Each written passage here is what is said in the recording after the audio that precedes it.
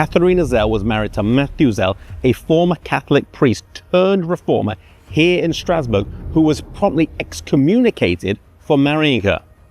Matthew was the first Protestant minister here in Strasbourg, and he had been heavily influenced by Martin Bucer, who had embraced the Reformation and urged all his fellow priests to find good wives to marry.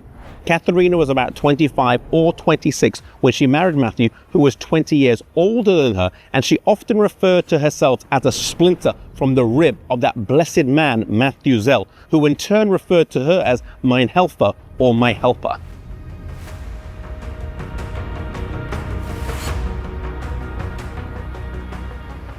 After their marriage on December the 3rd, 1523, Martin Luther wrote a letter of encouragement. However, the bishops promptly excommunicated her husband.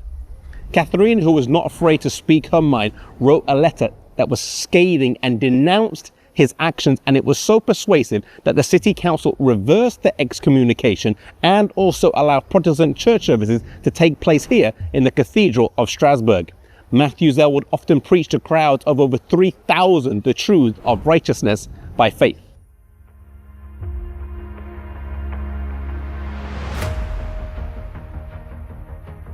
Together the Zells had 2 children, though sadly they would both die in infancy and they would have no more afterwards. Katharina devoted herself wholeheartedly to the work of supporting her husband's ministry.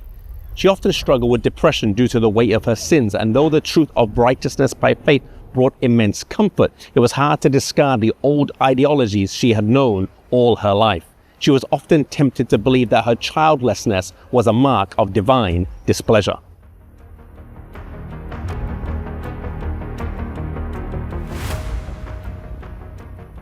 Katharina worked hard to care for her neighbors as well as her husband's parishioners, and Strasbourg became a city of refuge for many who were embracing the Reformation. Once an entire congregation of 150 men were forced to flee persecution. When they got here to Strasbourg, Katharina sheltered 80 of them in the parsonage she stayed in, as well as feeding 60 for a further 3 weeks and providing food for the others elsewhere. Indeed, she was a quite prolific host. Once in 1529, when Zwingli and Oecolampadius were on their way to theological meetings with the Germans, they passed through Strasbourg and were entertained by the Zells for 14 days.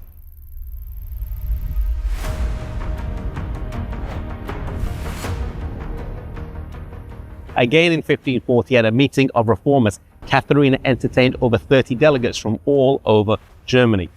While Geneva was a refuge for Protestants who were fleeing persecution, Strasbourg soon became a lightning rod for all kinds of dissenting voices. There were all kinds of reformers here. Some had fanatical ideas, while others were just different slightly from the norm, and they came here to Strasbourg. At first, the reformers were quite indulgent of the new ideas, but when the dissenters failed to toe the line, they became increasingly coercive. Matthew and Katharina Zell entertained dissenters of all kinds at their dining table and were more open to religious liberty than other people such as John Calvin. Indeed, Katharina even visited the fanatical Anabaptist preacher Melchior Hoffman in prison, showing him care and compassion even though she clearly disagreed with him.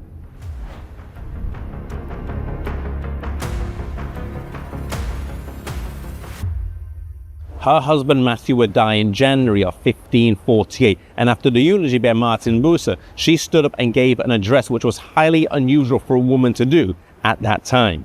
After the funeral, she spent some time in Zurich and Basel before settling back here, where she was allowed to continue living in the parsonage that she and Matthew had lived in, and continued to frequently open her home to provide assistance to those who came seeking it, even as she herself got older and her own health began to fade. She died in 1562 after having lived a full life serving the city along with her husband, showing Christ's love to everyone. She was not at the forefront of the work as a writer, a teacher, or a preacher, yet the impact of her life was huge. Maybe it seems to others that the work you do is behind the scenes and in the shadows, but if that is where God has called you, embrace it knowing He can use you in that place and position to make a marked difference in other people's lives.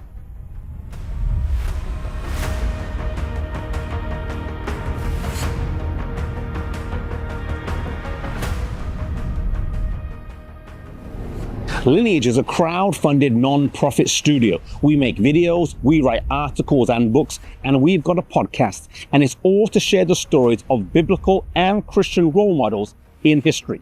We uncover heroes from the past to inspire, guide, and help today's generation connect the past with the present and the future. And it's all free for you because it's been generously paid for by thousands of supporters all over the world. Your support is helping millions of people understand their identity, their purpose, and their mission in life. Crowdfunded means whatever you give, big or small, helps us accomplish our mission. You can help us make more resources by joining our mission. You can give at lineagejourney.com.